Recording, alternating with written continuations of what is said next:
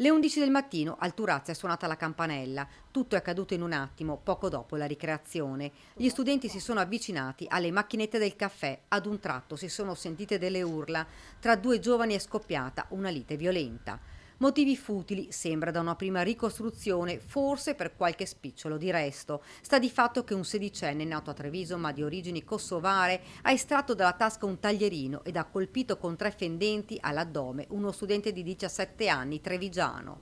Il ragazzo si è accasciato a terra. L'aggressore nel frattempo ha pensato bene di disfarsi dell'arma e l'ha gettata via. Immediatamente è stato lanciato l'allarme, altri studenti hanno chiamato gli insegnanti, una scena che si è consumata di fronte ad altri ragazzi dell'istituto. Qualcuno, terrorizzato, si è allontanato velocemente dal luogo dell'aggressione. Sul posto sono arrivati in poco tempo gli operatori del SUEM 118 e la polizia. La vittima è stata portata in ospedale, non è in pericolo di vita. Per tutta la giornata è rimasto al Cafoncello per essere medicato e per effettuare degli accertamenti. La sua prognosi potrebbe essere di circa 7 giorni. Il sedicenne, che è entrato a scuola con il taglierino, è stato invece portato in questura per essere ascoltato. Ha ammesso di aver colpito il compagno. Per lui è scattata una denuncia a piede libero per lesioni aggravate. È stata avvertita l'autorità giudiziaria dei minori a Venezia. Non si riescono invece a capacitare di quanto accaduto gli altri studenti. È grave perché lui si porta un taglierino a scuola, anche se non si può.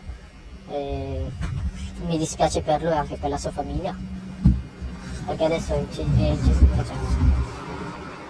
La polizia non ha ancora sentito la versione della vittima che verrà ascoltata nelle prossime ore. I due ragazzi si conoscevano, sembra solo di vista, e davanti alle macchinette si sono trovati per caso. Sta di fatto che il sedicenne aveva in tasca un taglierino. La polizia sta ricostruendo quei momenti drammatici che potevano finire davvero peggio.